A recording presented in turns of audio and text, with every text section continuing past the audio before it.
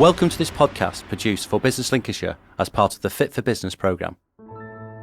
Hi, I'm Guy Lewis and we're joined today by Nat McMillan from McMillan Associates. Hi Nat, how are you? Hi, morning Guy, I'm really good, how are you? I'm good, thanks, I'm very good. So, how's work been this week? It's been busy, it's been varied, and do you know what? It's great to be getting out and about again. I love being with people in person and I'm really enjoying getting out to see clients and businesses. Yeah, me too. It's it makes such a change from being in a room on your own for years, doesn't it? It does, or on them Zoom calls where there's no cameras on and you wonder if anybody's there. Talking to the abyss. So what are we talking about today? Today we thought we'd talk about employment status, which people might be thinking, oh, that sounds a bit dry. But in my experience in our business, we get asked about this a lot. And I think it can feel a little bit complicated to small businesses. So hopefully we're going to try and make it simple. You know me, Guy, I like to keep it simple and practical. I run my own business as well, so I'm well versed in the issues that small businesses face. So let's try and make it simple, but also cover a bit of how you can be creative around the contracts that you offer, particularly with the tight labour market, how hard it is to recruit at the moment. Excellent. Okay, so tell me a bit more about what businesses need to know around employment status. Okay, so as I've said, I'm going to keep it simple. I'm not going to go into solicitor terminology. You'll be relieved to hear. Good. But essentially, you've got what we call 3 types of employment status. So we talk about people either being an employee, a worker, or a freelancer contractor. Those are the 3 types. In terms of being an employee, fairly simplistic. You have a contract of employment, you are on the payroll, you are PAYE, you have all the entitlements that you'll know people like me talk about. So sick pay, annual leave, right to 2P, all of those things, redundancy, all of those things that come with that protection when you're employed. We then have what we call worker, which is somewhere between a kind of hybrid between being self-employed and being employed. Let me keep it simple for you. I can say, I've already got that question mark above my head. What does it mean? A worker essentially doesn't have a contract of employment. They have an agreement and they are not obliged to work for you. So they haven't got to work for you every Monday, if you like, in a month. It's far more free and flexible than that. You might be asking, how's that different to a contractor? Well, the difference is you do pay them through your payroll and they are entitled to annual leave. The only advice I'd give here, Guy, is if you think anybody might be a worker, get a bit of advice just to be sure. Because that seems quite close. An employee, PAYE, all the rights, the whole gamut of everything you get from that. And then worker, slightly less, they're PAYE, but they're not contracted for Monday morning 9:30 or whatever. It's more of an arrangement. Exactly. They can often be similar to where we talk about that difference between a worker and a freelancer, in terms of the kind of gig economy. But the difference with a worker is there is some obligation. It's not the same as an employee. So I have people that I expect them to do so many hours in a week. A worker is more flexible, but it can have the advantage because you don't have all them employment rights that can put you at risk later. Okay, and advice is, if you're not sure if you're an employee or a worker, or you are an employer and thinking, are they a worker? Take some advice. Definitely. Okay, so that's the first 2? It's the first 2. And then the third one is our freelancer and our contractor. Also, we use lots of different language for this, don't we? I call them associates in my business. Of course I do. We're Macmillan and Associates. So we have a combination of people who are employed, but we have some people where perhaps we have a discrete piece of work that comes in. Perhaps we suddenly have a bit of demand for a couple of months and we say to somebody, could you do so many hours between, let's say, May through to the end of June? Yes, I can. They manage all of their own invoicing. They are not employed by me. My only obligation is to pay them by invoice, and they manage everything else themselves. So they're not on your payroll. They're not. They're not PAYE, pay as you earn. So you're not paying their tax. It's that's down to them as a freelancer or as a contractor to sort their own arrangements out with HMRC, etc. I guess.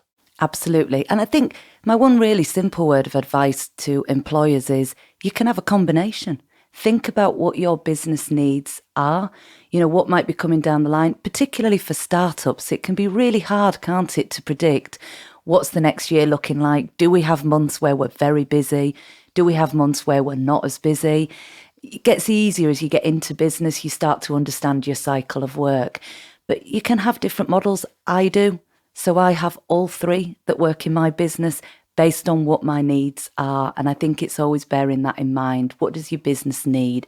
How do you keep that flexibility to deliver for you and the business? So in a way, that idea of that sort of worker or even freelance contractor is that sort of a little bit nearer to outsourcing. It's actually something you've got more control. It's more internal, but it's somewhere you're not taking on maybe, with a long term and a full employee status. Yeah. Okay. Absolutely. Okay, that's brilliant. You mentioned before 0 hours contracts. So go on, where do they fit in? Now, I might be controversial here, but I think 0 hour contracts are a really good thing. Mm-hmm. I think we've all had a real negative view of them because of the media coverage. We've seen some big cases, haven't we? People talking quite negatively about gig economy, people being exploited. For me, that's an unfair view of 0 hours. I think they can work really well, not just for the business, but actually for the individual. Mm-hmm. Some people want to be able to work in a way where they don't have to pick up work. They're not obliged to do it. So a really good example might be students. Yeah. I know, Mm-hmm. I know a lot of students. My own son is 18. He works on a 0 hours contract, and I encouraged him to do that because it works brilliantly for him.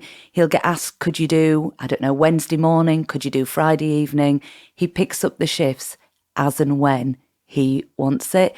There'll be other people as well where that works for them. Sometimes people who've retired, or perhaps people that have what we call these portfolio careers, where you want to pick up bits of work here or there. You don't want to commit to Monday to Wednesday every week, but you want a little bit of money coming in, or you want to keep your hand in. So for me, 0 hour contracts work really, really well. They are that. There is no obligation for you as an employer to provide the work. Equally, there's no obligation for them to work for you. So when you're saying the media coverage, I mean, that the impression you get from the media is that actually, if they don't turn up for work, they get sacked from a 0 hours contract, if that's possible. And what you're saying, actually, it's still this sort of mutual agreement. Here's some work, it's available Wednesday, can you make it? Yes, no, and if you can, great, and if you can't, I'll ask the next person. So that's how you think 0 hours works and works well. Yeah. You mentioned portfolio. What's a portfolio career? Yeah. They're becoming more and more popular. People can't see me, obviously, on the radio, thank goodness. But I'm of a certain age where the career advice I still got was you get a job and you stay in it until you retire and grow your pension. That is not the way of the world of work, and particularly the younger generation coming through. Mm-hmm. So, people will move jobs, but people will also potentially have a number of jobs at the same time. So I talked about some of the associates that work for me. One of mine associates has a number of different jobs that she works for and businesses, and she loves it. It's varied. Mm-hmm. It gives her that flexibility. So portfolio careers definitely becoming more popular. You might yourself know people who do one job, perhaps as an accountant, and then they almost moonlight as, a trainer. Yeah. Or I know somebody who's does baby massage as well as being an HR consultant. So that's what I mean by a portfolio career. Employers are going to have to adapt to that. It's really hard to recruit, isn't it? I quite like that idea. I think I'm going to use that term. You mentioned before gig economy. So that portfolio career, is that gig economy? Is that linked? Is that the same? Is it? I suppose it's a bit similar, but the bit around the gig economy is you get paid for what you do, essentially. Okay. So a bit like you've got, the Uber taxis, haven't you? When you turn up, you get paid. Mm-hmm. When you don't, you don't. And again, I think we have to be really careful that we don't go with those headlines that are negative about it. Mm-hmm. It works for some people. I want to get paid as and when I work. So it's all of that together. Really, it's the 0 hours again, isn't it, Guy? It's just a bit of a different terminology around it. Okay. And so employment status, that's what we're talking about. What about, does that change with these like flexible hours or annualized hours, or can that be across all of them? Yeah, so if you're going to look to have annualised hours, you could have it across all of them, but you'll have to be quite careful that there isn't an obligation. I don't want to get too technical on this, but generally, if you're going to try and have something that's more annualised hours, I would stick with that being a contract of employment. But just to build on that, the flexibility around contracts, I think, is really important for people to think beyond that traditional. Somebody comes to work for me full-time, 9 till 5. Leona, as I've said, people with portfolio careers, your new word to take away from today, that means people might want to work part-time in your business and have another part-time job at exactly the same time. And I think we can be a bit rigid and a bit traditional in our views around that. If we want to get good people, then work with them and be flexible around what you offer them. So we might have temporary contracts as well, where people just work for a period of time. Really good in seasonal work. That's the obvious one, isn't it, for temporary contracts? Yeah. And I immediately, I don't know about you, but I think about the seaside as soon as I talk about seasonal work. But it's not just at the seaside. Things like fruit picking, where you know you've got a period of time where you've got a certain influx of work and demand.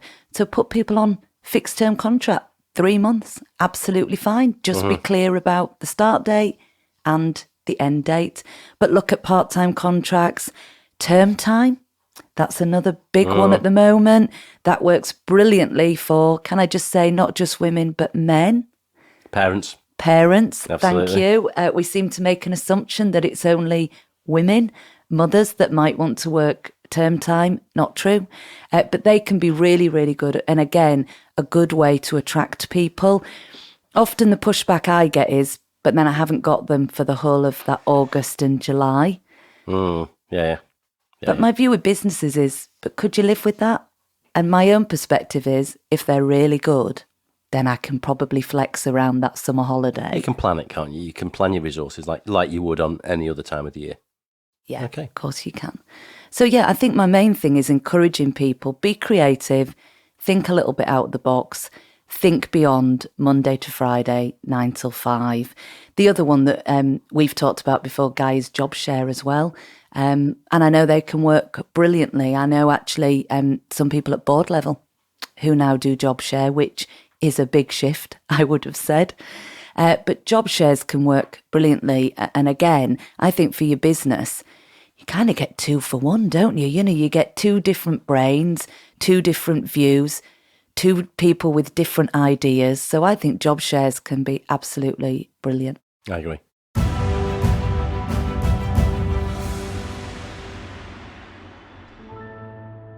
My name is Guy Lewis, and you're with myself and Nat McMillan discussing employment status.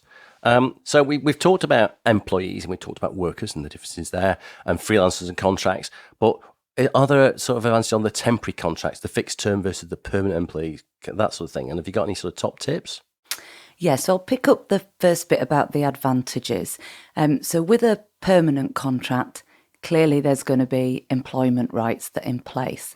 I am going to pick up one important point here, Guy, that I get asked all of the time and that people mention to me, which is this thing about 2 years. You might hear people talk about it. I hear people talk about it with great authority who don't necessarily know what they're talking about. So just a quick bit of myth busting, shall we, on that? Let's do that. So it's absolutely true that until you've been employed for 2 years plus, you don't have some employment rights around unfair dismissal. However, this is the but. Employees can still claim discrimination. Okay. So you have to be very careful. What I'm saying is it's not as black and white as they've got less than 2 years, we can dismiss them on the spot. You have to be very careful about that. So there's still a process, so there's still the right thing to do, and communication, I guess, and a process. Absolutely. And just be really clear about what the dismissal is based on. And just on that, it can also happen before you employ people, but we'll probably pick that up in one of our later podcasts. Okay. There's a bit of a taster for people. Yeah.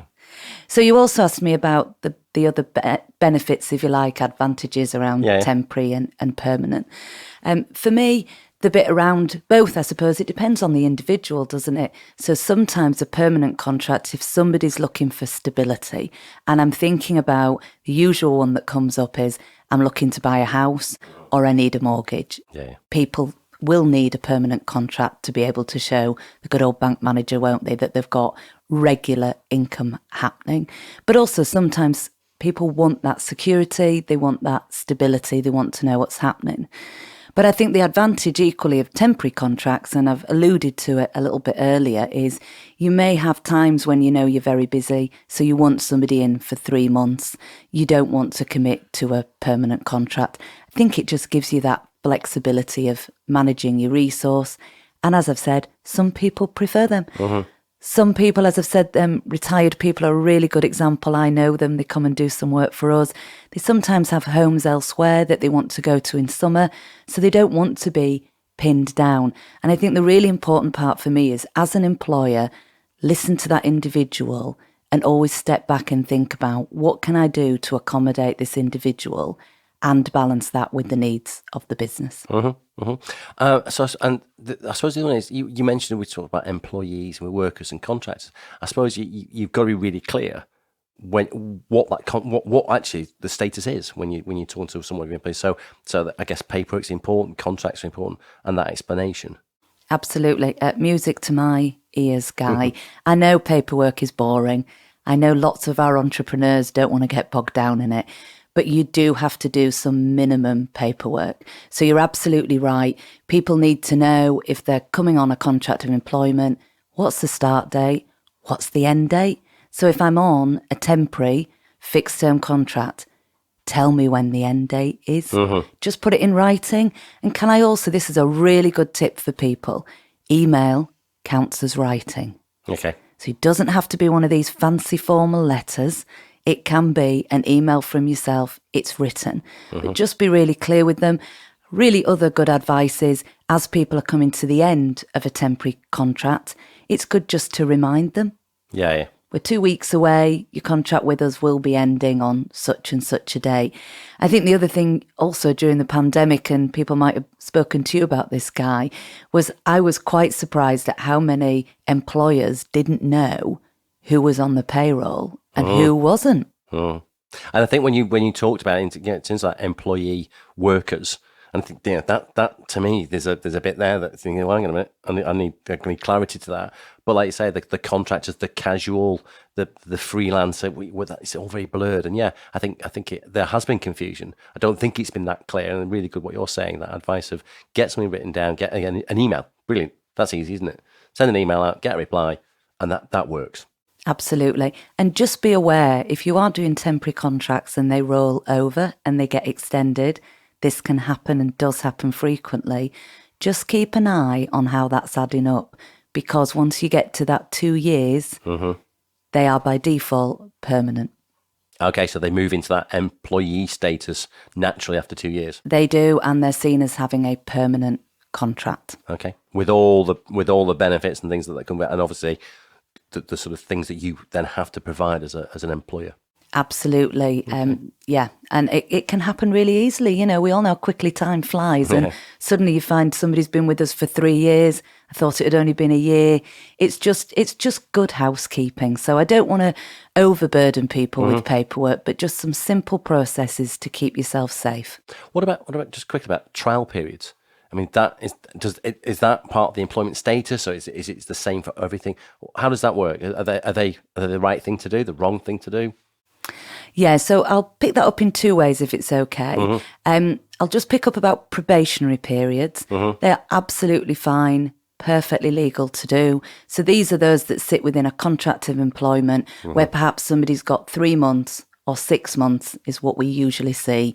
You're on your probationary period, you're reviewed, and when you get to the end of it, you've passed it, if you like. They're really good to do. It's a bit of, for both you and whoever's working for you, a bit of a chance to adjust to the job and is it working for you and what help they might need. Just make sure that you clearly write to them to say if the probationary period has ended or is being extended. I've just had a client this week that's fallen foul of that. So the employee it is an employee in this case. They have now been with them for 7 months. They now want to do something. Well, unfortunately, by default, they've passed through it because you didn't tell them that they hadn't. So that's the thing that most employers forget to do. They put it in place, but they don't use it. The other thing about trial period is I'm hearing a lot, particularly in bar work and other areas, hospitality though predominantly, where people are being asked to work a shift as a trial. Oh, okay. Not paid. That is not okay legally. In fact, it's illegal. Okay. So be really careful about that. I actually think morally it's wrong as well, if I'm really honest. And, I'll always share my views on it. Yeah. But you can't ask people to work a shift and not pay them. The very basics of our employment law is you get paid for what you work. And I think it's crept in a little bit with younger people, if I'm honest, and in some low-income jobs. So I hope I've been clear there, Guy. Don't do it. Or if you do it at your own risk. Yeah. Pay them. Pay them. Exactly. Why wouldn't we? Absolutely. Well, thanks for today. That's been really good, really useful. Brilliant. Thanks, Guy. Good to talk as always. You've been listening to a Business Lincolnshire podcast. Look out for the next episode. If you're listening on the Business Lincolnshire YouTube channel, don't forget to give us a thumbs up or subscribe down below. If you're on your favourite podcast platform, then remember to follow the show. More information at businesslincolnshire.com.